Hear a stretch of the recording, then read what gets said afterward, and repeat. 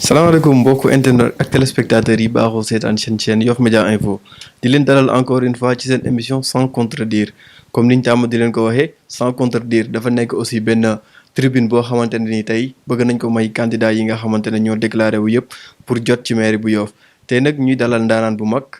ñu bëggoon ko xam ci Mansour Dia dan mais nag comme niñ koy waxee rek nettali ci gémmañu borom la daaxee xanaa ñu jox ko kàddu gi mu nuyonte ak yéen ba pare présenté wu wax leen moom mooy kan Mansour salaamaaleykum. maaleykum salaam di wax ne aouzu billahi mina sheytaani rajim bismillahi rahmani rahim awalaysa allazi xalaqa samawati wal ard bi xaadirin ala an yaxluqa mislahum mbala mon très cher El Mamadou maa ngi lay nuyu di nuyu mbokk Yoff bi yëpp di jël nuyoo bi di ko teg ci loxo la xalifa général des Layènes ba Abdoulaye Thiaw di ko ñaanal mu yàgg fi lool te wér bu ñu jógee ci loolu dañuy nuyu aussi l'association des imams et oulémas de Yoff di jël nuyoo bi di ko teg ci loxo imam ratib Yoff di nuyu les autorités administratives di nuyu aussi les autorités coutumières donc di nuyu aussi samay am di jàmm di nuyu aussi ñi nga xamante ne ni ñoom ñoo nekk ànd ak man di ma jàppale si à travers un mouvement bu ñuy wax J'aime Yoff donc je pense que c'était juste en guise de salutation di nuyu aussi l'équipe bi nga xamante ne nii ñoom lañ nar a àndal tey pour def émission bi di ñaan ñu dugg ci si bismillahi rahmani rahim jénn si alhamdulillahi rabbil alamin amiin Mansour kon ñu bëggoon xam nag ñun tey tur bi rek la ñuy dégg mais ñu bëggoon xam carrément kan mooy Mansour Dia nit ki muy benn présentation bu bref boo ñu mën a defar rek sur ta personne. waaw bon xam naa ne ce sera pas facile du tout parce que li tax mooy comme ni ko ñëpp xamee wax sa bopp yombul waaw te dañ ne it saabu du fóot boppam mais tant soit peu rek dañuy jéem góorgóorlu ci di wax ne El Mansour Dia nekk na doomu Yoff El Mansour Dia nekk na koo xamante ne nii ñetti quartier ñoo ko meññ si Yoff muy côté Ndëngaañ bi di côté sama wàllu yaay di côté Mbengeen bi sama wàllu pap di côté Layène parce que Layène dafa def ñun bi ñu fa amee kër man maa fa njëkk a juddoo bi ñu fay toxu c'était en 1980 man ma njëkk a juddoo foofu moo tax mu nekk sama quartier de cœur donc di wax ne Mansour aussi nekk na koo xamante ne ni wax dëgg yàlla un jeune boo xamante ne ni yàlla nattoo na ko mu yàgg nekk ci social ñu dem ba ay jëmmi jamono yàlla nattu ko mu nekk un homme politique à la place d'un politicien donc beneen bi ma ci toftal mooy Mansour nekk na ndaw boo xamante ne nii léppam Yoff la ndax lu tax léppam Yoff la mooy bu nit mënoon a xool li nekk ci xolu nit man boo ubbee sama xol dama naan Yoff a ci nekk ñu pare rek pour jaayante ko liñ am yëpp ñu def ko ci Yoff pour vraiment Yoff nekk Yoff biñ bëgg wax dëgg yàlla loolu daal de façon très ramassée yombul nag mais daal loolu mooy li nga xamante ne nii am naa si sañ-sañu avancer si donc c'est ça mon frère. ah c'est vrai on te l'accorde souvent wax sa boobu du yomb waaye déjà lii gëm naa ne dina permettre tey ñi lay seetaan ñëpp ñu mën a am benn aperçu bu ndaw sur ta personne léegi ñu ñëw ci parcours wala activité professionnelle yi nga xamante ne nii tey am nga ko Mansour à part nekk candidat à la mairie de Yoff lan ngay def comme activité. waaw mon très cher je dirais que Mansour côté professionnel aussi dañ koy tënk rek tënk bi weesoo lu dul déjà je suis manager en transport et logistique donc yàgg bëgg le milieu maritime et le milieu des transports yàlla dogal ma jàng ci ba am ci diplôme yi ma ci am njëkk yëngu nag au niveau du port autonome de Dakar donc j'étais au niveau du centre commercial def naa fa stage et d'ailleurs de passage maa ngi nuyu ñi nga xamante ne ni yàlla booleel na ma fi ak ñoom ñu jot a liggéey foofu noonu donc après avoir terminé au niveau du port j'ai été au niveau de la CNCAS Caisse nationale de crédit agricole actuelle LBA la banque agricole donc yàlla dogal ñu nekk foofu noonu aussi di bay suñu waar di liggéey foofu donc yàlla di ñu si jàppale aussi ñu di ci doxal donc mis à part ça aussi je dis que Mansour nekk na koo xamante ne nii dafay xar matt comme niñ koy waxee ndax xar matt weesuwul am na benn année boo xamante ne nii bi ñu paree suñu licence ce qu'on a eu l'idée c'est de créer suñu propre entreprise mooy auto-emploi donc biñ ko créer aussi c'était dans le sens du transport et de la logistique donc ñu di si def ay jéego di ci liggéey donc yàlla duñu si suturaal waaw même si à un moment donné xawoon nañ am benn rupture parce que ñun ñëpp xam nañ ko c'est un peu compliqué mais yàlla daal mu ñu siy dimbali au-delà de ça aussi fu ñu xam ne daal wax dëgg yàlla war nañ ci mën a taxaw boo xamante ne nii day dolli suñu koom-koom si anam boo xamante nii si suñu ñaq lay doon aussi foofu aussi ñun ñu ngi ciy góorgóorlu di ci bay suñu waar donc loolu daal mooy côté bi nga xamante ne nii côté professionnel je peux vraiment y avancer donc c'est ça. ok super léegi ñu jàll ci beneen question juste ndaxte dugg nañ ci partie professionnelle bi déjà mais ñu ñëw ci politique bi déjà xam nañ ne c'est pas évident boole activité professionnelle ak politique liñ ne dafa fiir ndax sa temps bi yëpp daf koy occuper élaboration de stratégie dina ñëw ak yeneen ci biir mais tey politiquement parlant lan mooy parcours Mansour Dia. Politiquement le parcours de El Mansour ni ma ko mën a exposer mooy déjà comme j'ai eu à le dire à l'entame de mes propos mooy Mansour nekk na koo xamante ne nii wax dëgg yàlla dafa am yéene ci dëkk bi dafa am yéene ci Yoff donc am yéene ci Yoff nag weesuwul biñ demee ba comprendre que pour defar dëkk pour vraiment contribuer ci développement que ça soit la commune que ça soit le quartier vraiment il fallait que ñu wàcc sur le terrain prendre notre destin en main et quand on l'a compris ñu def ay expérience yi weesuwul ñu dem ba xam ne wax dëgg yàlla adduna bi ni muy fonctionner il est impératif que ñu accéder si les instances de décision te instance de décision bi nga xamante ne ni moo gën a ràññeeku pour mën a contribuer si développement d'un pays c'est d'après selon mon avis c'est intégrer la politique faire de la politique mais autrement parce que autant que tu le cherches autant que moi politique nekk na loo xamante ni luñ diaboliser la donc ñun biñ décidé dugg si on a décidé de le faire mais d'une autre manière d'une autre façon donc ñu nekk ci di ci liggéey yàlla def aussi ñu commencé si tu me permets ku ñuy wax Djibril Ngom Djibril Ngom je pense que moom laa njëkk a accompagner ci politique et bien avant Djibril Ngom je peux dire que ne on avait commencé à faire des activités allant dans le sens du social donc biñ accédé ak Djibril Ngom jàppale ko bañ dem ba deuxième tour yi les candidats yëpp dañ booloo woon vraiment dem jàppale ki nga xamante ni nii mooy l'actuel président Macky Sall son excellence Macky Sall si je me permets donc bi ñu leen jàppale moom Djibril Ngom il est retourné comme c'était un administrateur civil mu dem continuer liggéeyam donc bi mu demee aussi ñun am nañ benn expérience politique nañ affaire yi ni mu demee te kon ñun foog ñu gën a dëgëral suñu taxawaay pour fexe bokk ci instance de décision yi donc c'est ce qui nous a poussé ñu créer le mouvement des élèves et étudiants républicains pour jàppale aussi le président Macky Sall et biñ ko defee man personnellement j'ai été le coordonnateur et on a dirigé le mouvement durant 6 belles années yàlla dogal ci aussi biñ duggee vraiment ce fut une expérience très riche même si je me permets de le dire lu tax mooy que ne am nañ ci carnet d'adresse bu dëgër bu solide que ça soit côté les personnes ressources mais que ça soit côté autorités politiques mais aussi les autorités coutumières ndax yàlla def na am nañ ci ubbeeku au niveau coutume bi parce que Yoff aussi faut pas oublier ñëpp xam nañ ne dafa am nu mu tëddoo c'est un village lébu donc ñu am ay tradition am ay réalité donc Dieu a fait que rek am nañ ci carnet d'adresse bu dëgër donc biñ jógee ci mouvement des élèves et étudiants républicains yàlla dogal na aussi au niveau de la COJER ñun ñu ngi ci woon di ci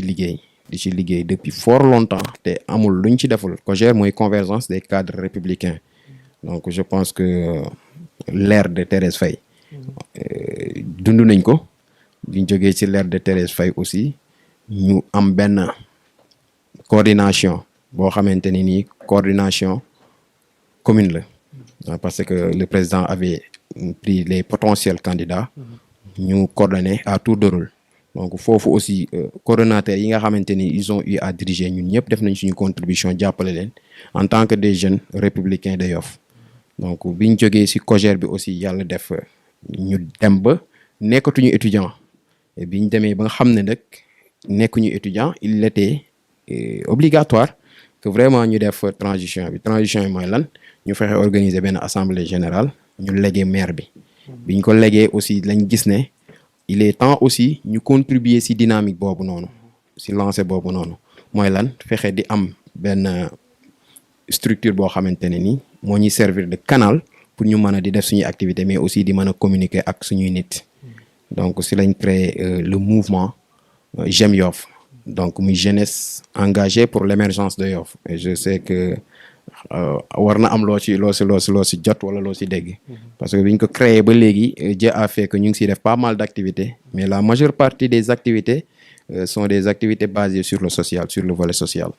donc yooyu nekk na vraiment ay choses yoo xamante ne nii ñu ngi ko ciy liggéey ci dëkk bi di ko liggéey ak suñuy nit moo xam suñuy xarit suñuy am di jàmm vraiment pour vraiment le devenir de Yoff donc bi loolu amee aussi ñu dem ba ci biir ñu gis enjeu yi par rapport aussi construction chaîne politique bi on s'est dit mais attends ñun il est temps que vraiment ñun ñu jël suñu destin encore une fois à deux mains jël ko weesuwul lu dul ñu ne jeunesse bi léegi bu ngeen xoolee dafa am benn révolution bu am mooy dorénavant jeunes yi il faut que ñu taxaw jeunes yi il faut que ñu jël instance yi doxal instance yi. mbaadu loolu moo tax ñu remarqué candidature jeunes yu bëri déjà ci élection yi nga xam ne ci lañ jëm. waaw El Mamadou loolu xam naa ne sax dinaa si ñëw de façon plus large. li tax mooy man bu dee concept bi ma am ci politique actuellement man je te dis tout simplement que candidat yi des na dina ñëwaat te ay candidats yoo xamante ne nii ay candidats yu tout tànk la ñuy doon waaw parce que Dieu a fait que le monde a évolué bu ngeen seetloo li may wax nii boo demee sa kër rek di nga ko daj ndax yàlla may na léegi nit ñi màcc nañ ci wàllu xam-xam yàlla def na aussi xarale yi léegi mucc ay boo xamante ne nii loo bëgg a xam ci àdduna bi en temps réel mën nga ko xam donc yooyu yëpp day contribuer li tax ma gëm ne man Mansour jeunes yi léegi dañ war a noppal suñu kilifa yi ñëw jël donte leen rek duñ leen épargner duñ leen éloigner parce que li ñuy wax xale lu mu dox te amul mag mu ko leeral doxam ba day dem rek mais du sori donc il est temps que jeunes yi dugg jël instance yi doxal diriger si lañ sentir que ne ñun pourquoi pas parce que yàlla dogal na liggéey nañ ci gox bi nga xam ne mooy goxu Yoff ba ràññee ko si li ñuy jàpp ràññee ko si weesuwul ndëkk saa su ne nit ñi dañ lay woo di am ay wax yoo xamante ni wax dëgg yàlla dañ la koy wax di la gën a jàjji vraiment di la gën a encourager nga xam ne yow jéego yi ngay dox c'est pas en vain donc loolu bokk na si motivation bi ñu gën a pousser ñu ne rek ñun dafa jot ñun ñu def suñu candidature pour échéance électorale joute électorale yi nga xamante ne ni ñu ngi koy waajal incha allah au soir du 23 janvier 2022. incha allah donc muy affaire boo xamante ne aussi ñëpp a ngi koy xaar élection yi ndax déjà comme ni ma ko waxee sànq sama biir lay wax am na candidature yu bëri yoo xamante ne nii ce sont des jeunes de moins de 40 ans yoo xamante ne tey samp nañ seen dënd bëgg a jël maire Yoff mais tey El Mansour moom déclic bi fan la jógee bi jógee ba mu jóg ne moom tey bëgg na nekk maire de Yoff. Bon, parlant de déclic je serai direct et bref d'ailleurs ndax déclic bi fu mu jógee si je me permets ma ne yàlla dafa dogal ñu amoon benn gis-gis am benn gëm-gëm am ku soxla ñu jàppale ko accompagner ko biñ ko jàppalee accompagner ko vraiment y avait des promesses qui s'étaient tenues ñu ànd ci gëmoon ko ndëkk mais Dieu a fait que au fil des temps on a constaté que vraiment la ñu waxante woon ni na et que wax dëgg yàlla am na ak soppite goo xamante ne nii mën naa ne du sax ñun ñoo ko wax mais Yoff gëpp ko wax waaw ñu dem ba ci biir ñi nga xam ne ñoom la ñuy ànd di liggéeyal di am ay écho yoo xamante ne nii da doon ñëwaat ci ñun te écho yi du lenn lu dul ñun de dañoo sonnoon ci politique découragé si yéen bi ngeen ñëwee indi seenaw ñoñ seenaw nit présenté ñu ko si lañ décidé wàcciwaat sur le terrain désormais si ce n'est pas vous ñun duñ jël suñuy carte di dem di votel kenn et mon frère du benn du ñaar je pense que am nañ ci ay retour dans tous les sens di vraiment dëggal di confirmer loolu bi mu amee aussi comme yàlla dafa def ñun bu ñuy liggéey duñ liggéeyee benn nit wala kenn toog fële ne le à chaque fois s'il y a une information boo xamante ni ça nécessite ñu daje ñu waxtaan dañ koy def bi ñu ko defee aussi gars yi ne attends wax ci mu ngi bëgg a bari bu doon ne benn la wala ñaar mais comme ñun ñi ñu ngi soññ naan li fi nekk ils en ont marre et que il faut que changement am et que changement boobu ñoom dañ ko gis si ñun peut-être du suñu man-man wala du suñu xarañte mais li ñuy wax rek yàlla suñu borom dafa tracé ku nekk destin am te ñun dañ nekk ñoo xam ne lu ñëw dañ koy nangu si lañ leen rek attends bu dee nit ñi dañoo nar a découragé kon ñun day mel ni le travail décision bi ñu jëloon pour dugg si politique pour defar mbir yi dafa mel ni dafa nar a nul kon bu ñu demee ba nit ñi gis ne ñun doy nañ leen wala ñun kat yi am nañ yaakaar si ñun kon dama naan choix amatu fa mooy dañuy taxaw dëggal suñu bopp. Très franchement mon frère loolu bokk na si li nga xamante ne nii mooy la première raison bi ñu motiver pour ñu jël suñu décision que ne dañuy candidater pour joute électorale yi di ñëw. donc ñu mën ci comprendre lu ndaw rek balaa ngay jàll ci deuxième raison bi. peut-être mooy que. au début yéen a ngi woon ak l'actuel maire. mais peut-être dafa am benn désenchantement wala benn déception boo xamante ne moom ngeen am après ci peut-être gestion wala relation yi nga xamante ne doon ngeen ko entretenir. ba tax tey ngeen gis ne vraiment xoolatoo leen ci même point bi. il faut que benn séparation am il faut que yéen aussi ngeen demal seen bopp. waaw effectivement tu l'as bien compris hein et je me permets même d'y revenir li tax mooy lu ñu dund la. on était avec l'actuel maire et ministre. Et d'ailleurs je profite de l'occasion di ko saluer et di ko wax ne aussi ñu ngi koy encourager ci position bi nga xamante ni wax dëgg yàlla mu ngi ko am parce que quoi qu'on puisse dire doomu Yoff la doomu Yoff la kon je pense que liñ koy yéene mooy muy am ndam ci li muy nekk te ñun ñëpp gis nañ contexte bi delta bi dafa ñëw am nu mu ñëwee et c'est très compliqué parce que y a un jour dama duggoon ci mairie bi donc am na lu ma fa gis non plutôt au niveau de l'hôpital du district Philippe Maguilène Senghor j'ai vu de mes propres yeux et je profite de l'occasion vraiment pour ñaanal ñi nga xamante ne ni ñàkk nañ seen bakken ci Covid bi yàlla na yàlla xaare leen àjjanay firdawsi ñi nga xamante ne ni dalu leen yàlla nañ ci mucc ñi mu dal it yàlla na yàlla wéral leen donc pour revenir yàlla dafa def dañoo àndoon ak l'actuel maire et ministre di liggéey ak moom et il y avait vraiment eu des engagements des promesses ñuy doxal ci loolu mais biñ demee ba mbir yu sotti dafa mel ni dañu gis ak soppite gu jóge ci aw ñoñam waaw soppite boobu nag bi mu amee on s'est dit que ne ñun dañ nekk ay nit yoo xamante ne nii mën nañ ànd ak ku ne mais ci kaw mu dëggu ku dëgguwul bëgguñu te dem nañ ba constater ça à maintes reprises venant de tous les sens de tous les bords donc bi ñu waxtaanee aussi ñu ne attends il est temps que ñu def alerte et je pense que on l'avait eu à le faire à l'époque ñu def alerte mais changement amul ñu demaat ba quelques jamono ñu ne attends comme def nañ alerte kenn wuyuñu ñun tee ñoo yuuxu ñu yuuxu on a crié fort et je pense que archive yi mu ngi fi biñ ko defee aussi ñu gis ne changement amul parce que man dama jàpp ne dañ bokk ci parti boo xamante ne nii APR lañ koy wax mais Alliance pour la République et parti bi dañuy yar boo xamante ni wax dëgg yàlla discipline de parti dañ ko respecté bi ñu yuuxoo dégguñu ñi nag li fa desoon leen rek la mooy ñu taxaw dëggal suñu bopp taxaw xeex jàmbaarloo te def nañ ko te biñ ko defee aussi regretté wuñu ko parce que man je me permets de dire que biñ jëlee suñu destin en main taxawal dëggal suñu bopp lañ gën a œuvrer lañ gën a sentir suñu taxaw aux côtés de la population ñu siy sant yàlla suñu borom ndax lépp suñu borom la donc bi mu demee noonu nag aussi mon frère liñ naan boo ñamee fi nga wokk foofoo xasan delloo fa sab loxo ñu ne attends ndekete affaire bi li ñuy wax toppe baax na mais al toppe baaxul donc mën nañ toppe mais duñ nekk ay al toppe si lañ ne rek mbir bi il faut que mu changer ñu waxtaan si ak ñi ñu ci war a waxtaanal def ay échanges yoo xamante ne ni vraiment on a pris des jours pour avoir une décision boo xamante ne ni wax dëgg yàlla ba fi may wax ak yow nii ñun ñu ngi siy gis suñu bopp mooy ndekete Yoff ku ko bëgg a defal t'as pas besoin di dem di tàllal loxo kenn gëm ko nga wàcc dox ñàkkul dina am nit koo xamante ne mi ngi à côté da doon xaar nga jéem a dox pour mu jàppale si te alhamdulilah ñu ngi siy sant yàlla bu baax donc loolu je dirais tout à l'heure mooy première raison bi nga xamante ne nii ñun ci li ma doon expliquer tout à l'heure parce que brèche nga dugal léegi nii ma doon tontu si brèche boobu noonu donc première raison bi wax naa ko mooy ñi nga xam ne ñu ngi dox di ñëw beneen bi dafay xaw a nekk de connivence ak brèche bi nga dugal nii mooy dañ dem ba ci biir ba xam ne gëm sa bopp boobu noonu vraiment foofu lañ toll mon frère El Mamadou waaw yàlla def ko si ñun it ñu xam ne it gëm sa bopp yombul ndax milieu bi nekk na milieu boo xamante ne ni boo yëkkee dox ñi ne la déet sa waay looy def nga yëkki def ñi jël ko négativité ko wax ko anam boo xamante ni yow au finish tu te dis est-ce que jar na ko mais ñuy dem di dem rek ba xam ne ñun waruñu di dépendre vraiment si ay nit yoo xamante ne ni kaddu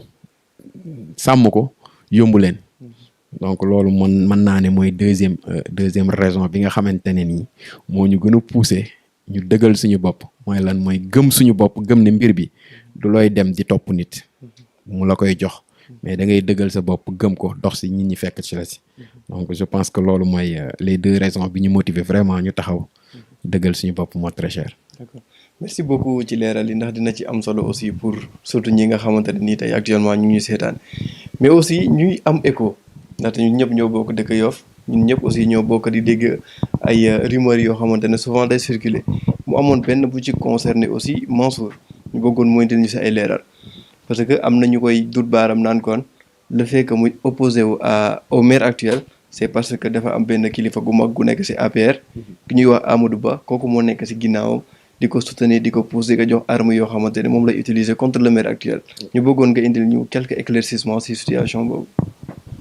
waaw El Mamadou man je pense que question boobu yow boo ma ko laajul woon balaa émission bi di jeex man maay wañ sa loxo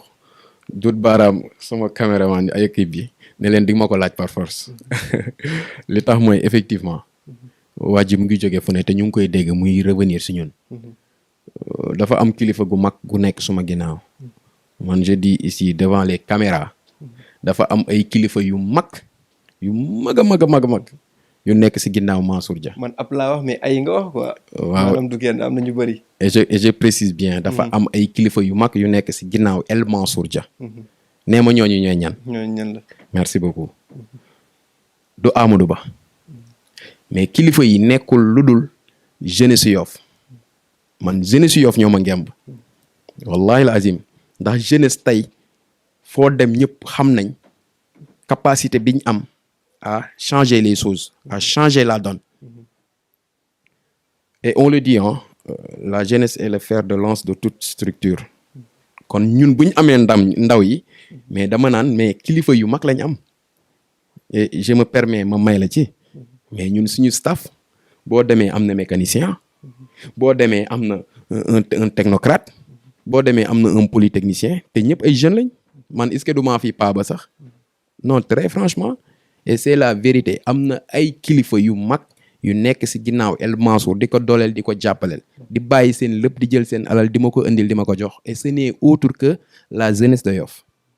loolu mooy sama tontu. donc ñu jàngati si nekkoon rumeur boobu noonu c'est infondé le fait que ñu lay relier tout le temps à Amadou Ba. waaw infondé mais loolu du ñàkk parce que loolu mooy sarax bi sarax foog mu am ñun ay jullit lañ si li ma jàpp des fois foog nga joxe sarax bi loolu nañ ko jàppee sarax bi rek nañ ko jàppee sarax bi. voilà donc loolu lañ leen indi doon ci première partie wu seen émission sans contredire ñu remercier bu baax encore une fois suñu invité El Mansour Dia ñu jàll du côté de la régie gis benn partenaire ñëwaat sur le plateau.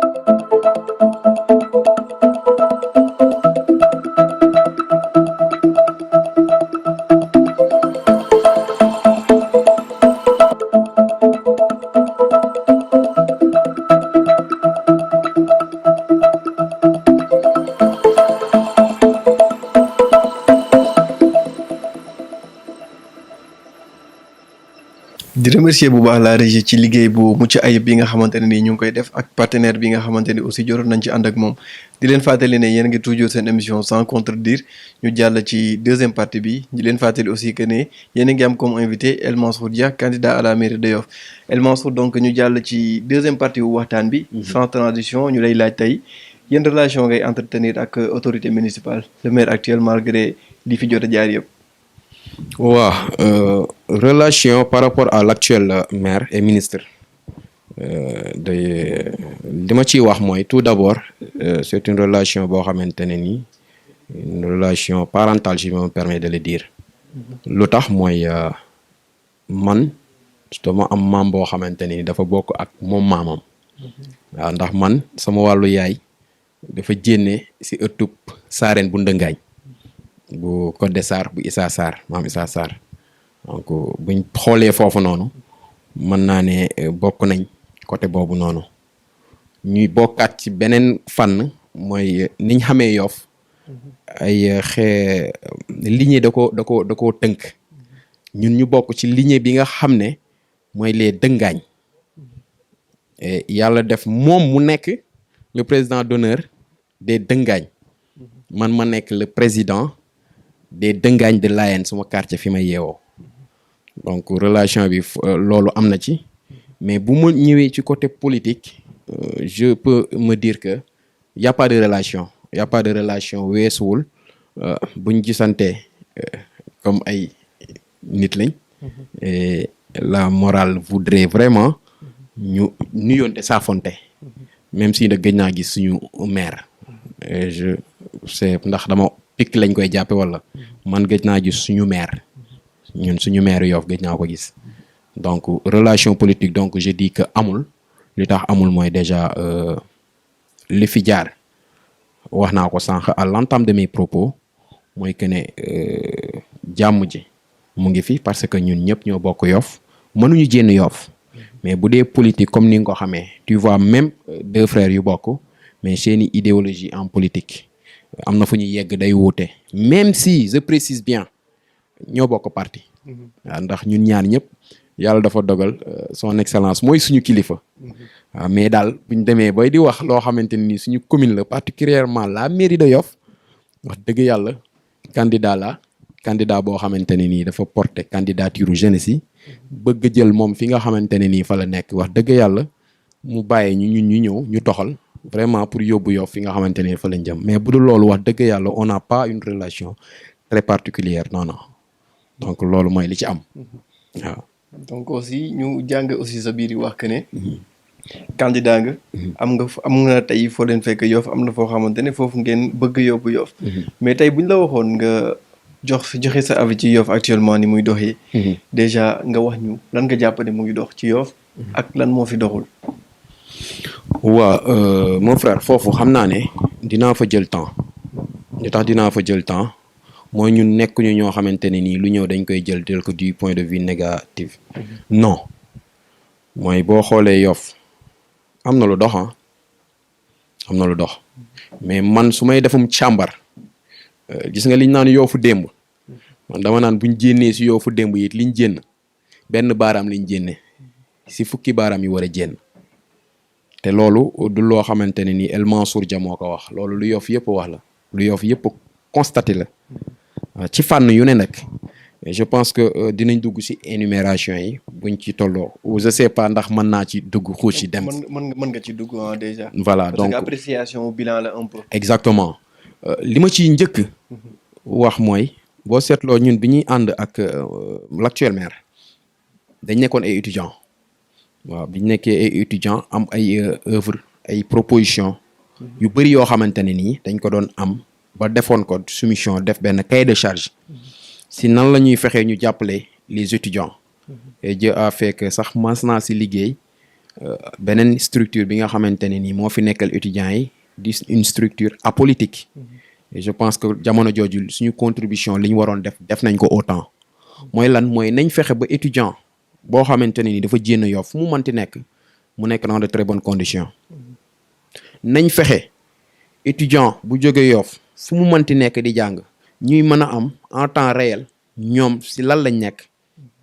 seenum njàng fu mu toll ndax ils sont dans de très bonnes conditions côté lekk bi ndax ça va li tax loolu mooy Dieu a fait que ñoom dañ leen amel ñun àq li tax dañ leen amal àq mooy dañoo mobiliser wu au moment bi ñu waree fal ki fi nekk ñi jóge Bambey ñi jóge Thiès ñi jóge Ziguinchor ñi jóge Saint-Louis ñu def convoi bu mag ñëw jàppale ñu parce que coordination bu ñu réussir lañ ñu jël suñu doole ñun ñëpp jox ko ki fi nekk donc et boo suivre chronologique bi ma lay tegal di nga comprendre sànq li ma lay wax que ne y avait des promesses des engagements non tenus mais gis nga mon frère malheureusement bi affaire bi jàllee il était question vraiment si feuille de route boobu noonu ñu amoon ñu dox ci mais dafa mel ni foofu la lépp yem amaatul suivi et je pense qu'on a beau essayer de recoller les morceaux parce que li tax mooy dañ am esprit de dépassement xooluñu woon suñu bopp mais dañ doon xool à ce que ñi nga xam ne ñu ngi ànd di liggéey ak ñoom ñu nekk si les conditions adéquates les conditions idoines pour mën a def seen liggéey na mu waree loolu mooy côté bi nga xamante ni nii faay la mooy tey étudiants yi lan la am loo xamante ni nii ça le permet fu ñu mënti nekk ñu mën a concentrer wu si seeni études ñu mën a vraiment def seen jàng ni mu waree ba tey ñun li ñuy xaar si ñoom ñu am ko si anam yi nga xamante ni nii mooy anam yi gën a mucc ayib kon foofu laay commencer mon très cher nañ dem ci côté bi nga xamante ni nii mooy côté sport man yàlla dafa maa natoo dama bëgg sport te li ñuy wax rek qui se ressemble s'assemble ñu si bëri si suñu mouvement bi dañuy yëngu si sport man damay côtoyer le footballeur man damay côtoyer le basketteur man damay côtoyer ki nga xamante ni c'est un rugbyman mais tey sport bi mu ngi jooy non sport bi mu ngi jooy man su ma amoon possibilité dem candidater fédération sénégalaise mais dama koy def pour ñoŋal sport Yoff malheureusement yegguñu foofu mais ñu ngi siy ñaan aussi fi ñu si toll li gën yàlla na ko yàlla def tey Yoff aussi gis si boppam mon frère nañ jël côté santé bi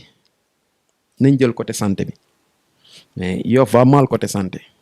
et j'ai mal très mal même j'ai mal au fond de moi quand quelqu'un me dit ana seen ministre bi quand quelqu'un me dit ana seen maire li tax fenn rek laa ko teg de ku dee ak sa bàmmeel man yàlla dafa dogal dama dox dugg oto bi daw ba fi ñuy wax Agnam et Agnam y a un responsable suñu responsable bu ñuy wax Farba Ngom moo fa nekk mais Farba il a réussi vraiment ce que je rêvais pour Yoff mooy lan hôpital de niveau 2 boo xam ne il a réussi à le mettre dugg ci village yi xuuc ci biir village yi mu def fa ay poste de santé mais man loolu lay xaar kon santé bi mu ngi jooy au niveau de Yoff comme ni sport bi di jooyee. mais bu dee partie santé boobu noonu ñu taxaw fa tuuti. parce que souvent ñu ngi dégg ne. am na ay dotation yu am doole yoo xamante ne mu ngi jóge ci moom. te mu ngi dugg ci suñu hôpital bi nga xamante ne nii tey moom lañ am. aussi waaw loolu est-ce que nekkul ay peut-être mën nañu wax ne ay avancées wala ay progrès yu considérable yoo xamante ne jot na ko def aussi wala benn évolution bu mu indi par rapport ak li mu fekkoon ci hôpital Philippe Maguilène Senghor. D'accord mais je te repose une question mooy loolu kañ la pour quelqu'un boo xamante ni nii on t'avait donné le temps jox la légitimité accordé le temps nécessaire 5 ans 6 ans 7e année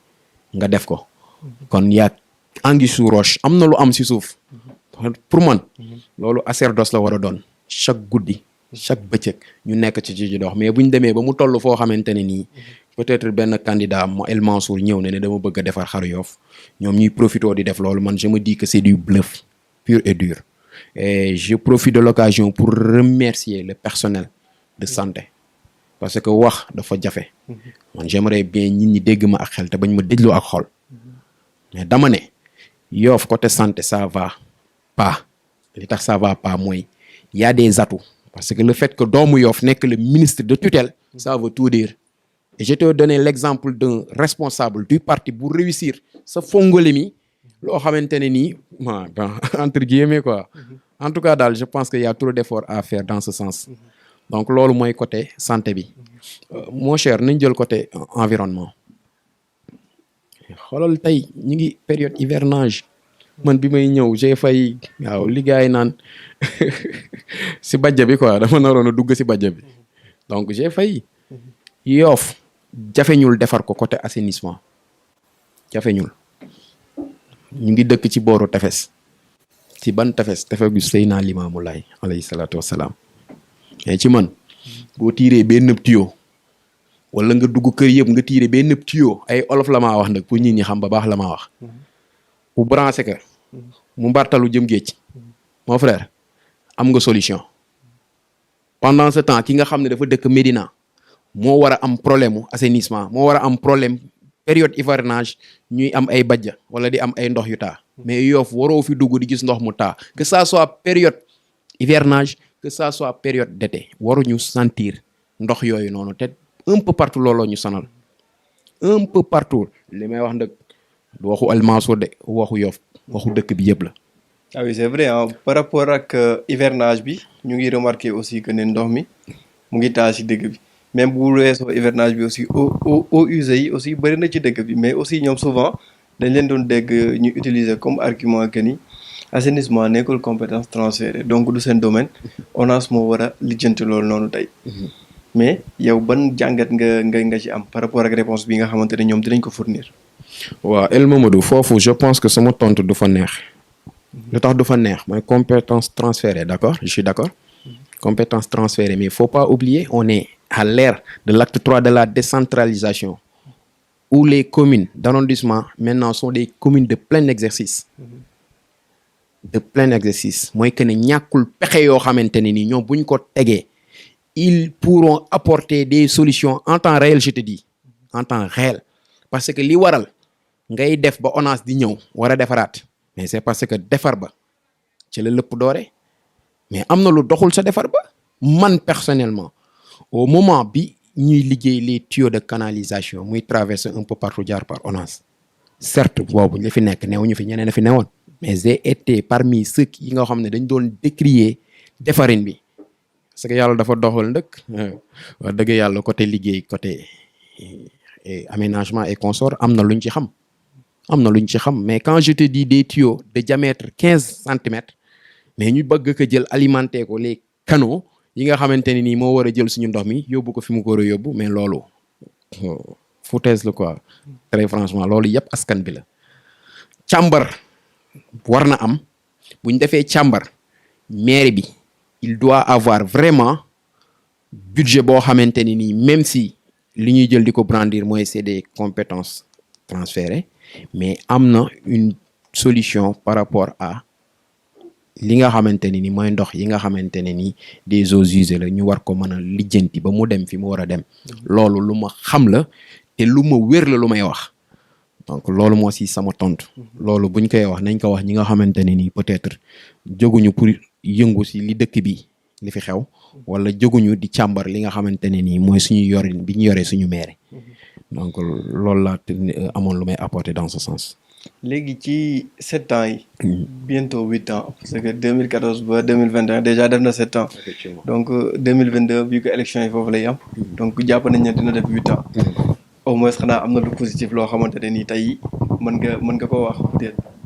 waaw mon frère wax naa ko sànq ci sama biir wax ma ne ñun nekkuñu ñoo xamante ni wax dëgg yàlla dañuy négativiser les choses non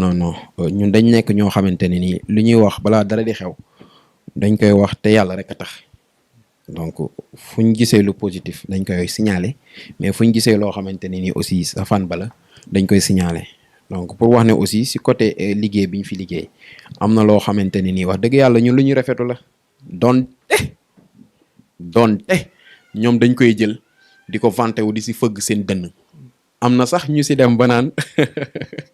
ñoom ci seen doole la sous-entendement la laaj ci seen doole la mën nañ ko comprendre parce que link coordination booy coordonné la ak les structures de l'État ak les agences de l'État waxtaan ci ay coopération gars yi ñëw jàppale la ci nga liggéey mais je trouve un peu de l'incohérence quand bu ñu wax ne waaw ñun ñoo defar lu mel ni quai de pêche ñun ñoo defar lu mel ni pont bi ñun ñoo defar lu mel ni stade bi quoi très franchement loolu moom c'est des choses des réalisations yoo xamante ni c'est à saluer c'est à magnifier très franchement et man au nom du mouvement J'aime Yoff maa ngi koy saluer mais it bu ñu demee ba ñuy yegg naan ñoom la mën a boo dégg rek dañ la koo jiñ mais du yow donc loolu la demee waaw. donc ñu considérer que aussi ñu am benn lecture un peu par rapport ak li nga wax que ni nekkul seen réalisation totale mais que état bi moo ñëw en appoint. exactement état bi moo ñëw en appoint ci loolu. waaw voilà donc ci loolu la ñu ñëwee aussi ci déjà relation yi nga xamante ne am nga ko ak yeneen membre opposition bi. tey yenn relation ngeen di entretenir ndax ñu ngi am écho aussi que ne ay waxtaan mu ngi commencé am. ay tractations pour que ngeen am benn candidat unique. au nom de toute l'opposition de Yoff. léegi boo ñu mënee indil juste ay leeral par rapport ak relation yi nga am ak ñoom. ak tractation yi jëm pour vers une candidature unique fan la tollu tey. effectivement ndax tu es pour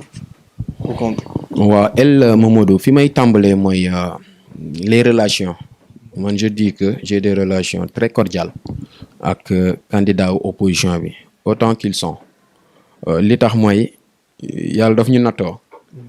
ñun dañoo fonk doomu aadama ndax fonk doomu aadama yi fi ñu ko teg mooy li yàlla sàkk si mbindaafoon nit la si gën a fonk moo tax ñun kuñ gis dañ lay fonk moo tax ñun mënuñu jël di xàjji ak seen ci ku mu manti doon que tu sois de l'opposition que tu sois du parti au pouvoir ñoom ñëpp wax dëgg yàlla maa ngi leen di nuyu de passage xam naa ne ku lim desal mais ñoom ñëpp bu ñu ma déggee ñoo xam ne seen frère El Mansour Dia mu ngi leen di jaajëfal bu baax a baax donc côté candidature unique bi aussi yëg nañ ko am na sax ñoo xamante ne nii contacté nañ ñu si waxtaan si ak ñun mais man dama jàpp ne lu mën a nekk la te it loolu c'est la seule solution li tax mooy bu ngeen xoolee enjeu yi am enjeu électoral enjeux électoraux yi fi jàll de temps pour moi yëpp gisoo kenn ku teg ndëndëm dem gañe ko non da ngay am ay alliances yu solide da ngay am ay vraiment coopération yu taxaw nga ficelé ko ànd ci waxtaan boo xamante ne ni waxtaan bu sincère la parce que gis nañ fi voilà du n'importe quoi ay nit toog si nekk wax jénn affaire bi sotti ku nekk def li ko neex donc loolu wax dëgg yàlla man personnellement lu positif laa ko gisee te lu baax la te vraiment ñun xam naa ne nekkuñu si en reste dafa fekk ne nag fi ñu toll nii li ma jàpp mooy que ku nekk na nga liggéey ndax liggéey weesuwul pas plus tard le samedi passé révision des listes démarré na te kuy xëccoo wala kuy woote pour defar Yoff si man fi nga koy jaare mooy nga fexe nga sensibiliser le maximum de jeunes particulièrement les primo-votants ñu dem inscrire nga maîtriser leen boo demee ba ñu war la sànnil nga maîtriser leen ba buñ loolu ñu bëgg lijjanti mu sotti bu sottee ñu mën a xam ñoom nan la ñuy jàppalee kon man c'est un appel que je lance mooy que ne gars yi dëgg la candidature unique baax na te moo gën mais buñ topp candidature unique bi ba ku nekk fàtte liggéey ba nga war a liggéey fa nga féete fa nga nekk di ci dolli di ci teg ni candidature unique boobu noonu wax dëgg yàlla mën na nekk mais buy nekk it na nekk luñ gëm ndax man dama jàpp ne waa Yoff ñu ngi ñuy seetaan de waa Yoff ñu ngi ñuy déglu te ñu ngi ñuy bàyyi xel man de Mansour su ma jàppee ne intérêt Yoff moo ma ñor ñu dem ba toll suñu ne diw mooy jiite te mu wóor ma ne man kii ñu teg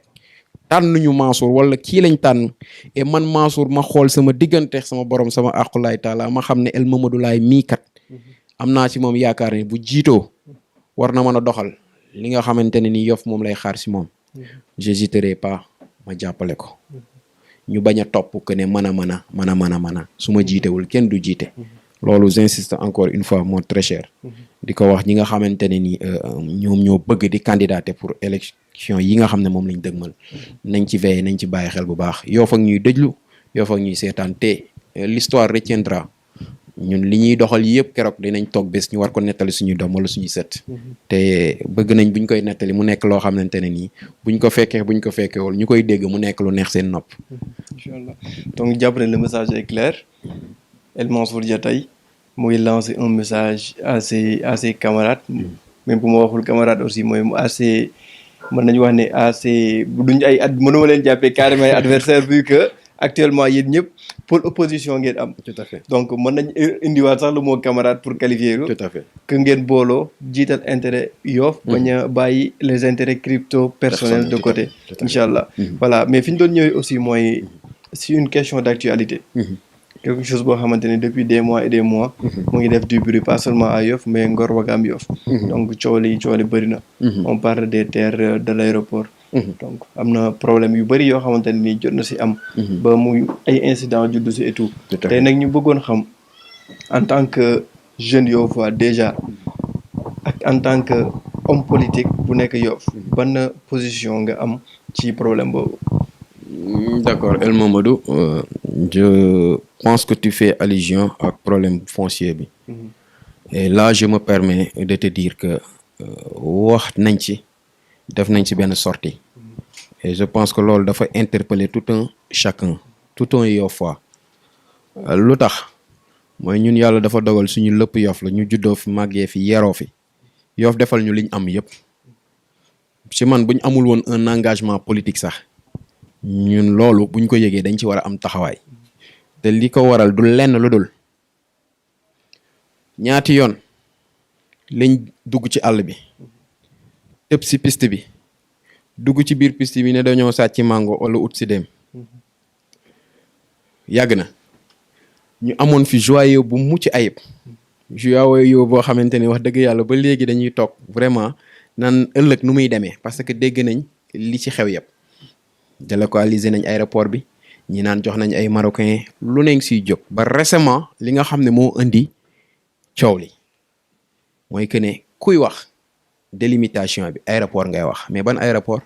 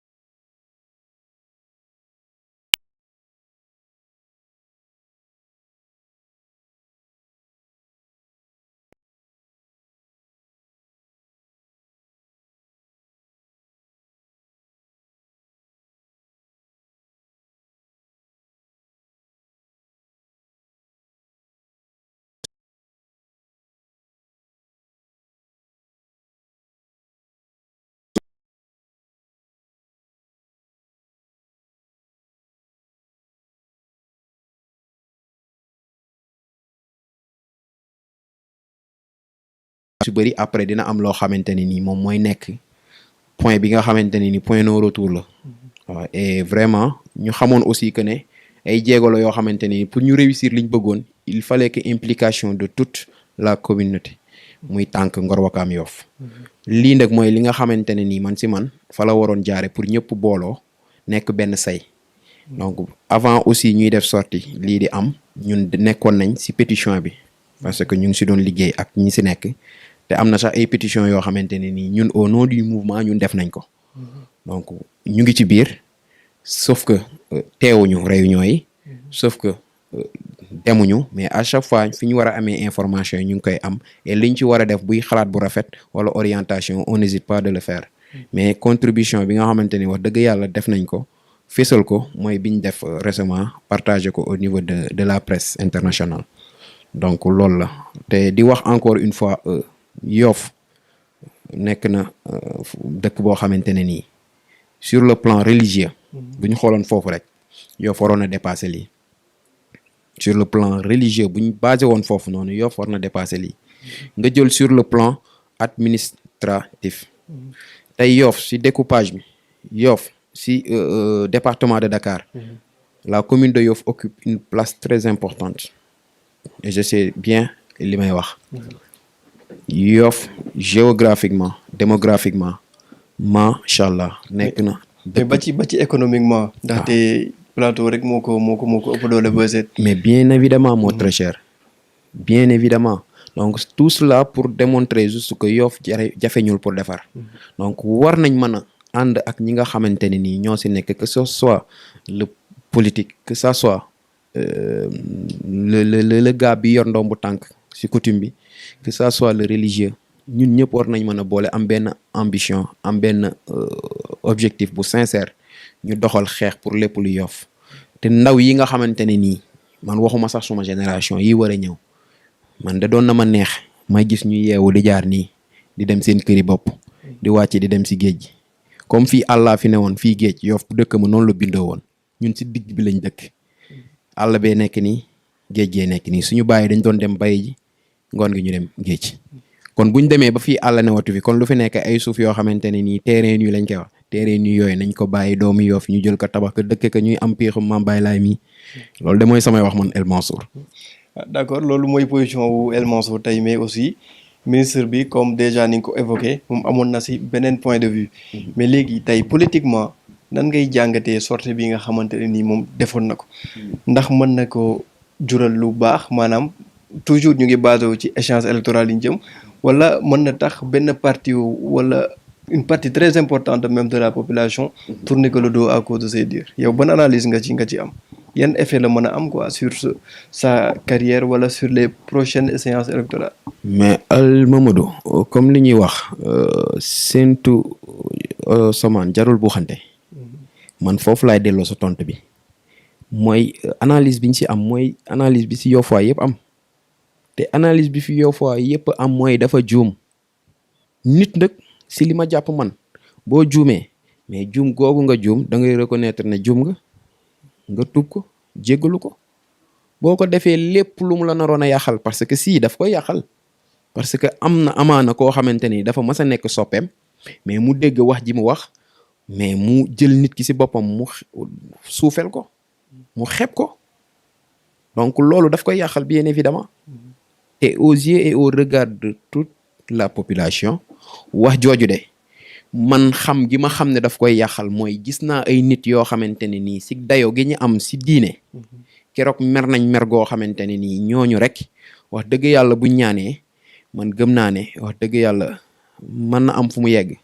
te jaru ko parce que lépp Yoff la et je l'ai dit tantôt mooy que ne quoi qu'on puisse dire nit ki doomu Yoff la doomu Yoff ndëkk bu defee erreur man su ma ko jege ñoon di ko conseiller dama nekkaan def nga erreur koo manti doon tuubal jéggalu ñun ñi jéggal la nga continuer sa carrière donc loolu moo ci sama. mais aussi ci benn côté nga foog ne moom il ne faisait pas face à un dilemme je m'explique un peu maanaam tey am na ñaari position yoo xamante ne taxaw na benn bi mooy posture homme d'état bi nga xamante ne am na ko te peut-être que ñi nga xamante ne actuellement ñoo am en leur possession c'était de l'aéroport donc c'est l'État donc am na sax ñuy wax ne ñoom commencé nañ ñu ngi koy joxe et tout ça d'après même benn communiqué bu ministère de l'urbanisme bu defoon effectivement amoon nañ confirmation si affaire boobu noonu tey mais de l'autre côté aussi mu am une population Yoffaas boo xamante ne taxaw na du Yoff sax kese ndaxte Yoff la Wakaam ak Ngor donc mu mën a nekk une base très importante surtout bu fekkee ne dañuy xëccoo pas maire Yoff mais mairie de Dakar donc tey est-ce que moom il ne faisait pas face à un dilemme waaw El Mamadou je suis d'accord il faisait face à un dilemme mais bu ñu analyser foofu dañuy dérouter par rapport à cette question man fi may dellu mooy ci fee bi ci wax ci ndax wax ji weesuwul quand on évoque le nom d'un maire on dit c'est lui le premier magistrat en tant que premier magistrat boo toogee wax jooju noonu njuumte la te man su may analyser ci njuumte bi laay analyser donc du ma dem di approfondir di wax qu'il faisait face à un dilemme non la question n'est pas là-bas mais la question mooy ki nga xamante ne ni moo war a défendre mais bu tëddee mais kooku yaakaar ba ñu doon am ci moom yaakaar bi day nax saay kon man ci man communication foofu noonu moo défectueuse ndax lu ne mënoon na ko wax ba mu des ne yéen amu leen fi dara ndax wax bu ne dañ koy càmbar li sama kilifa gi di wax naan buñ ne la añ nga ne waaw bi boo ko yeexee wax sax analyse la boo yeexee wax waaw sax am na luñ siy sous-entendre te ñun dañ nekk si dëkk boo xamante ni dëkk lébu la lébu ku ko xam ne yàlla daf koo may li ñuy wax jën ñuy lekk macha allah xel mi macha allah dañuy am capacité de réflexion une capacité très rapide même kon boo toogee nga ne amuñu fa teg si dara mais ça veut tout dire très franchement. donc da nga jàpp ne lépp ci communication bi la sa manière de communiquer loolu moo indi problème bi ak tollé bii ci mujjee am yëpp. mais évidemment mon très cher communication la communication boo xamante ne nii kat man su ma ko jege ñoon doon ko wax wala doon ko conseiller je lui ai simplement dit bu ci manee mu bañ ci wax publiquement et aussi sollicitation yi nga xamante ni le collectif def na ko parce que ñun li ma la wax rek ñu ngi suivre de très près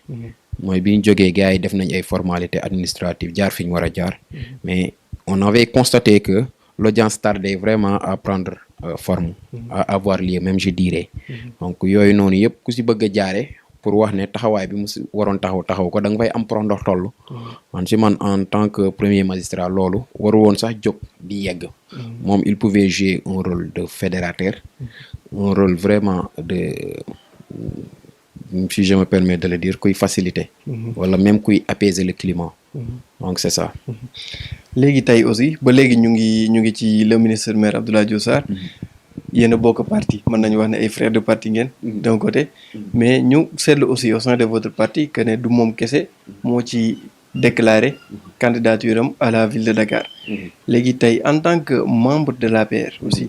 ndax jàpp nga ne moom am na posture bu baax pour que seen parti tey tabbu ko pour mu nekk seen candidat à la mairie de Dakar. man Mansour Dia personnellement damaa mën a sot gi weesul ab waa Yoff la moom mu nekk ab waa Yoff kon nu mu manti mel man j'aurais souhaité jàppale candidature am que may jàppale candidature keneen et je pèse bien mes mots mais mën na nekk sax loo xamante ne nii lu ñuy waxtaane la mais ñun ñu jàppale ko mu dem Dakar mais ñun ñu bàyyi ñu gérer suñu mairie Yoff pourquoi pas. jàpp nga ne daal am na les capacités requises. Bien sûr pour assurer mairie de Dakar. bien sûr il a les capacités. les capacités weesuwul déjà il est quelqu'un d'ambitieux. loolu moom nañ ko reconnaître mais daal liñ ci xam ba xam daal mooy lu mante am ñun nañu bàyyi ñun ñu dem ci mairie bi ànd seex ñooñu Yoff ànd seex doomu Yoff ànd seex magu Yoff yi ñu liggéeyal Yoff defarat Yoff indi ko beneen xaru kanam yi nga xamante ne ni Yoff moom la yàgg rêvé Yoff moom la yàgg xaar waaw incha allah léegi avant ñuy jàll ci dernière partie bi mooy ébauche programme bi ñu ñëw ci benn aspect bu important parce que tey remarqué nañ ne la plupart des personnalités politiques wala la plupart des candidats seen réseau favori de communication mooy les réseaux sociaux donc ñëpp la plupart aussi foofu la ñuy jàllale seeni message foofu la ñuy def seeni tribune de discussion et tout mais tey ban jàngat aussi nga am ci loolu parce que souvent aussi ñu ngi siy gis ba waxtaan wi dina déborder ba mujj si ay injures et cetera te souvent contenu bi du demee noonu léegi tey yow ban jàngat nga am ci phénomène boobu xamante ne tey ñu ngi koy commencer remarquer. waaw foofu jàngat bi ma ciy def mooy comme li ñuy wax rek qui trop embrasse mal étreint mooy ñun déjà war nañ am benn yar boo xamante ne dañ koy am ci réseaux sociaux yi parce que réseaux sociaux yi bu ngeen seetloo léegi xale bi day commencer am 3 ans ñu jox ko téléphone mu miin téléphone dem ba commencer dëgër am téléphone boppam am crédit boppam dugg ci internet bi commencer dugg di am sañ-sañu partager parce que loolu moo fi nekk un peu partout mais ñun li may wax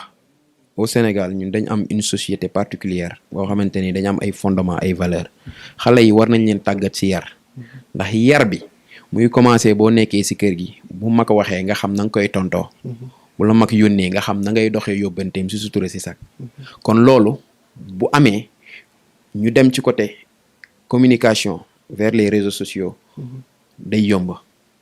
mais bu dee yow yar bi amul boo ñëwee ci réseaux sociaux yi loolu nga fiy fekk te da ngay gën a am audace sax ne man je suis libre li tax je suis libre mooy tu es derrière ton téléphone devant ton écran nga ne man damay bind El Mamadou Laye wax ko lu ma neex dara lu ma ci fekk tu te permets même de créer des pseudos fictifs donc wax ci lu la neex kon si man loolu war nañ ko càmbar defaat ci une sensibilisation que en commençant par moi-même defal ko suñu rakk yi ñu xam ne réseaux sociaux yi certes mu ngi fi pour rapprocher les personnes réseaux sociaux yi mu ngi fi pour def une communication quelle que soit la nature de la communication mais aussi mu ànd ak yar très franchement loolu je pense que bu ñu ko defee mën nañu dimbali et foofu sax man je pense que c'est à l'État vraiment de faire le nécessaire. Parce que dans les grandes puissances ou bien dans les grands pays boo xoolee gars yi dafa am politique bu ñu adopté par rapport ak usage de l'internet. mooy am na noo koy sécuriser noo koy verrouiller ba nga xam ne tout type âge boo mënti am na foo ci yam am nga ci limite. Donc je pense que loolu lu ñu war a defal ko bépp jeune conscientiser leen ci jàppale leen ci. Sinon dérive yi nga gis nii moom mooy répété wu tout moment. dérive yi moo nar a continuer parce Exactement. que dafa am benn liberté supplémentaire boo xamante ne ni tey réseaux sociaux yi da koy conférer bokk ki utilisateur bi tey. Bien évidemment. Donc tout type d'âge yi ku nekk aussi da ngay éprouver am benn force da ngay sentir ne yow tu es animé d'une certaine force. C'est ça. te dire ce que tu penses te doo xalaat aussi retombées yi nga xamante ne ëllëg mën na ko am. C'est ça. waaw donc muy affaire bu am importance boo xamante ne am nañ yaakaar que ne internautes yi lay déglu tey dinañ ci tenir compte donc ñëw ci programme bi nga defal ñu benn pas exhaustivement mais une ébauche. programme bi tey li nga namm aspect yi nga namm laal carrément Yoff li nga bëgg a changer. waaw mon frère foofu xam naa ne dina xaw a am je dirais pas une complication mais benn jafe-jafe. li tax jafe-jafe mooy ñun yàlla dafa dogal yàgg nañ di réfléchir. ci programme. te biñ siy def it nekkul lu compliqué. ndax comme on dit les faits parlent d'elles-mêmes. léegi nag programme bi ñu ngi koy togg mi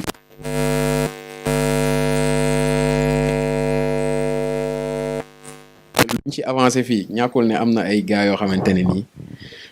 amuñu niveau mën nañu si profité jël sa programme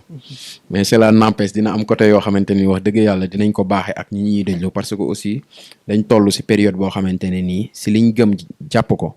mooy nit bu lay accompagner di la jàppale ci lu mel ni candidat pour nga nekk maire il faudrait nga am benn programme bu baax programme bu accessible pour ñin ñi gën si mën a sukkandiku pour jàppale la ci loolu ñun yàlla dogal na bu yàlla dogaloon ñun ñu nekk maire li ñuy njëkk def mooy personne ressource parce que yow ñàkkul ne xam nga bu baax li may ressources humaines dafa am solo si jamono ji ñuy dund mooy am na ay événements yu si am nga gis suñuy kilifa yi nga xamante ne ni ñoo nekk ci maire bi ñu taxaw di tenir ay kàddu yu doy waar yu yéeme ay opération su ma juumul sosalaate je pense que autres ressources humaines foofu la commencé mooy du n'importe qui moo war a nekk un conseil municipal du n'importe qui moo war a nekk un adjoint au maire mais aussi du n'importe qui moo war a nekk un maire kon ñun li ñuy njëkk a apporter mooy fexe personnes ressources yi mu nekk les personnes idoines ñoo xamante l'homme qu'il faut à la place qu'il faut daal. waaw on peut l'appeler ainsi l'homme qu'il faut à la place qu'il faut mais là je précise bien l'homme qu'il faut à la place qu'il faut ça ne veut pas dire l'homme bi nga xamante ne nii il vient en cravate di jaay affaire bureaucrate non man s'il y a lieu ñu dem fekk ki nga xamante ne nii c'est un mareyeur wala ki nga xamante ne nii moom la ñu gis ne buñ ko tegee ci bureau tel ci mairie bi il pourra vraiment accueillir la population si accueil bi nga xamante ne nii moo jaar yoon wax ak moom ba li mu bëgg bu ko amul sax mu mën a dem ak esprit tranquille ak xel mu dal man on n'hésitera pas à le faire bu ñu yàlla dogalee ñu nekk maire kon toujours si lancé bi may wax mooy ñun fi ñuy commencer mooy ñu jël personne bi nga xamante ne nii mooy personne bi war a toog ci maire bi dalal nit ñi régler leen seeni soucis régler leen seeni problème first of all deuxièmement le constat est général man dama am ay nit yoo xamante ne nii buñ ma waree seet si ma jox leen rendez-vous nga ne leen par exemple boo ñëwee ba marché Yoff bi nga tourné wala boo jaaree autoroute Seydina Limamou Laye bi boo ñëwee ba ci maire bi bu ñëwee ba foofu ils te disent que non man Philippe Senghor laa gis mais xoolal si lieu bi ni mu bindoo ossature lieu bi architecture bi boo ñëwee sur place Philippe Senghor bi ngay gën a gis que la mairie de Yoff et là je me demande une question hôtel de ville la wala mairie de Yoff man de hôtel de ville yi ma xam yëpp fi ñu leen placé c'est un endroit idéal fi ñuy nekk day am ràññeeku goo xamante ne ni foo toll même ruelle yi ngay dox boo ciy dox dañ lay mën a mandargal que ne au bout de 30 mètres wala au bout de 100 mètres la mairie se trouve là-bas ou bien l'hôtel de ville se trouve là-bas kon mairie bi ñun dañ jàpp fi mu nekk du emplacement am te bu dee man fa ma dëkkee woon sa Layeen il fut un temps bi mu jógee Ndëngaañ mairie bi foofu la nekk kon bu ñu demee ba jëlee ko Ndëngaañ yóbbu ko Layeen indiwaat ko fii mu nekk kon je pense que war nañ ko utal benn lieu adéquat ñu implanter fa la mairie nga xamante ne nii ku jóg pour ñëw fa même bu dee ki nga xamante ni dafa am pousse-poussam mënul dox boo ne ko mairie laa bëgg a dem moom mu mën a jóg ndànk pousse-poussam ba dugg mairie te du am benn gàllankoor ñu ne déet na waaye xoolal pont bi ñëw dollu ko si pont bi mu ñëwee dafa muur jëmmu mairie bi dafa yóbbaale sax jëmmu Philippe Senghor kon ñun réflexion bi ñu am mooy mairie bi fi mu nekk déjà du emplacement am déjà dafa xat ndax boo duggee ci bureau yi comparé yeneen bureau yi ñu am je peux citer l'exemple boo demee Guédiawaye boo demee Parcelles Assainies mais da ngay dugg ci bureau yi da nga naan mais bureau ministre nga dugg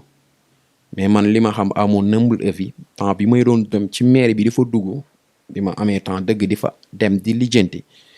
boo duggee bureau yi ci suuf da ngay gis ne war na gën a am ak yaatal guñ fa def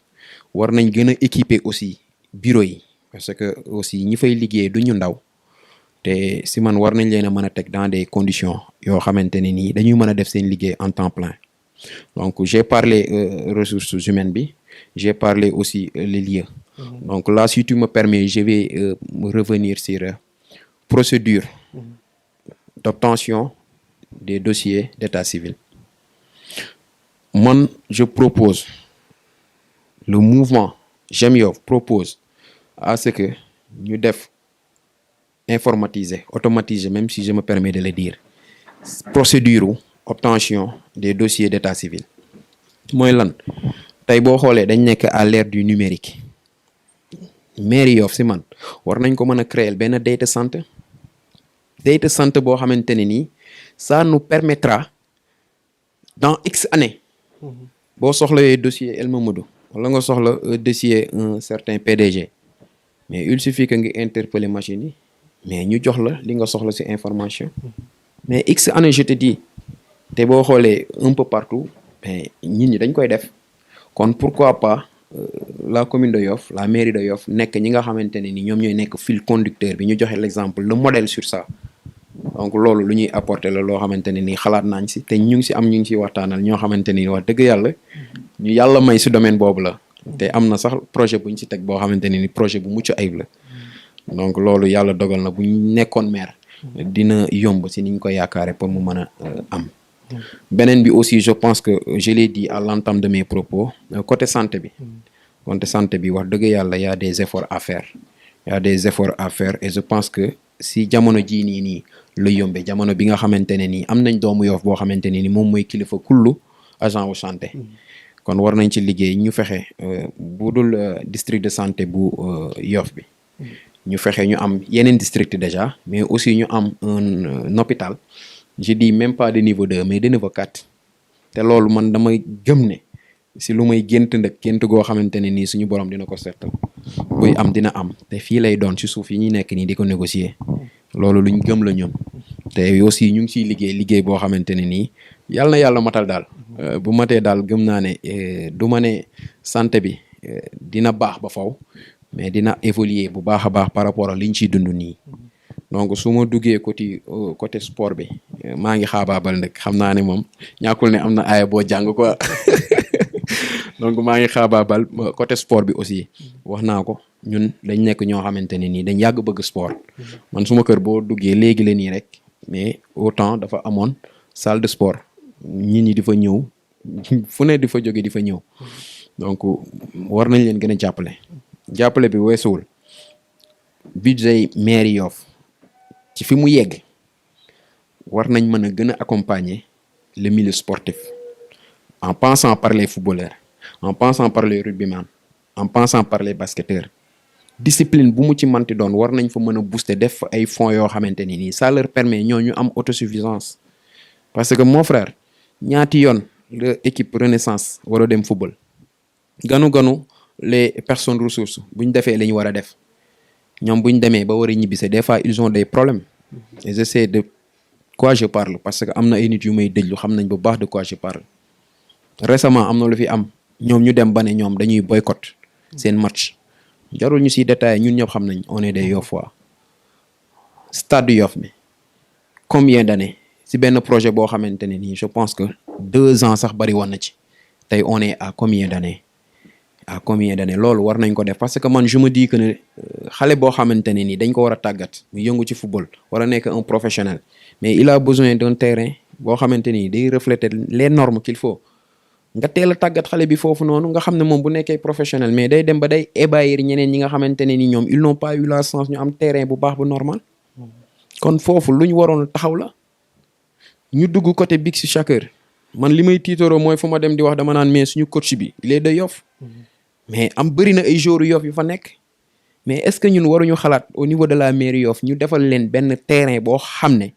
au bord de la plage mais même bu dee benn mini stade lay doon boo xamante ne nii dañ koy mën a démonter mais y a les partenaires y a les contacts parce que boo nekkee maire yow tu as les contacts qu'il faut y a les partenariats man si man war nañ mën a négocier ñu utal Big si Chaker bi benn stade boo xamante ne nii dañ koy def parce que autant ñu ngi doon dem ba jàmmalaay di def seen tàggatu yaram foofu mais war nañ mën a defal leen lu mel noonu au bord de la plage ñu di fay yëngatu bu ko defee nombre bi nekk équipe nationale ñu dem ba sax ba équipe nationale bi yëpp pourquoi pas mu nekk ay Yoffois donc ainsi de suite bëgguma xaabaabal ndax su ma xaabaabalee damay mujjee exposer lépp te dafa am ay gars yoo xamante ne wax dëgg yàlla copie coller plagier daf leen yomb donc loolu daal mooy li nga xamante ne nii am nañ ko yéene di ñaan yàlla ñu yegg si jeunesse Yoff bi particulièrement di leen def appel vraiment ñu xam ne Yoff am nañ doom boo xamante ne nii léppam Yoff la mu am yéene lool si Yoff pare pour ànd si ak ñoom parce que erreur bi gars yi di def mooy dañ naan kaaleen ñu fal ma defar Yoff mais man dama ne kaaleen ñu ànd ñu defar Yoff wasalaam. macha allah dégg nañ aussi ébauche programme bi nga xamante ne jot nga ko exposé muy lu am solo loo xamante ne nii tey internautes ak téléspectateurs Yoffois yi nga xamante ne yëpp tey ñoo yor kàddu gi Yoff ndax ëllëg incha allah janvier 2022 ñoom ñooy tànn ki nga xamante ne moom mooy jiite Yoff. léegi tey El Mansour Dia la lay tàgguwee comme te accès nañ nag ci fin wu émission bi. waaw man li may tàggatoo tout d'abord mooy comme ni ko ñëpp a gisee amaana concept émission bi moo ñu ko permettre mooy di def une sensibilisation à toute la population au-delà même de la commune de Yoff bi ñu nekk mooy nañ xam ne nit ñi feebar bi mu ngi fi. nit ñi nañ xam ne feebar bi mu ngi fi tout d'abord li ñuy njëkk a wax mooy qu'on respecte les mesures barrières et je pense que ñun defoon nañ ci une prise de position. sensibiliser nit ñi ni nit ñi respecter les mesures barrières. au-delà de ça mooy que nañ dimbali suñu mbokk suñu frère suñu xarit suñu am di jàmm yi nga xamante ne ni ñooy personnel santé bi man je les rends un hommage fort parce que quoi qu'on puisse dire ñu ngi sacrifice boo xamante ne nii ñun war nañ leen ci mën a dimbali war nañ ci mën a jàppale. feebar bi mu ngi fi gis nañ cas de décès yi nga xamante ne ni mu ngi koy causé te di ñaanal encore une fois ñi nga xamante ne ni ils ont perdu la vie yàlla na yàlla yërëm leen. ni ma ko waxee sànq ñi nga xam ne dalalu leen yàlla nañ ci mucc bañ dem ba di ko nettali ñii mu dal it yàlla fëgg seen bopp ba ñu jóg te mbas muy jóge fi donc di leen nuyu di rafetlu émission bi parce que wax dëgg yàlla ñu ngi koy suivre de très près ñu ngi gis liggéey bi ni mu rafete donc en commençant par le PDG di ko nuyu di la nuyu yow mon frère on se connaît très bien ak équipe bi ma fi fekk samay sœurs ñoom ñëpp leen di nuyu di leen encourager aussi parce que addina moom li ñuy wax rek loo gis benn jéego lay commencer ak volonté ak pas-pas lu ne man ngeen ko réussir donc di leen jaajëfal di nuyu waa Yoff yëpp di leen wax encore une fois kaddu yi lu si dëng ñu xam ne ci man la lu si jub si yàlla suñu borom mi dara teewul moom la du ma jóg aussi te remercier wu ma suma ñaari wayjur di ñaan yàlla mu guddal seen fan lool nag sama sœurs yi sama am di jàmm yi ñi nekk diaspora bi ñëpp ak particulièrement ñi nga xamante ni ñoom laa jàngandool parce que yàlla dafa dogal waxuñu si côté boobu mais y a eu pas mal d'école yoo xam ne jaar naa fa am fa ay camaraderie donc ñuy entretenir de très bonnes relations ñoom ñëpp maa ngi leen di nuyu que ça soit DD10 ami association des amis d'enfance de école 2 ak alliance bi ma jaar donc ñoom ñëpp de passage maa ngi leen nuyu di leen wax seen frère mu ngi leen di jaajëfal ku si nekk fa nga nekk merci beaucoup. di la remercier bu baax aussi yow El Mansour Dia au nom de toute l'équipe de Yoff Média Info ci tey nii nga ñëwee uyu suñu invitation donc di remercier bu baax a baax aussi comme ni ko Mansour defee équipe technique bi nga xamante ne tey moo tax ba émission bi am mën na si jiital le réalisateur Rick Dis boole waale si aussi toute l'équipe Bamba Djibril Ndeye Marème ak suñu directeur général Ousin donc di leen jox dig daje incha allah semaine prochaine même chaîne même heure ci seen émission sans contredire sur Yoff Média Info l'image des gens d'ici. Merci beaucoup.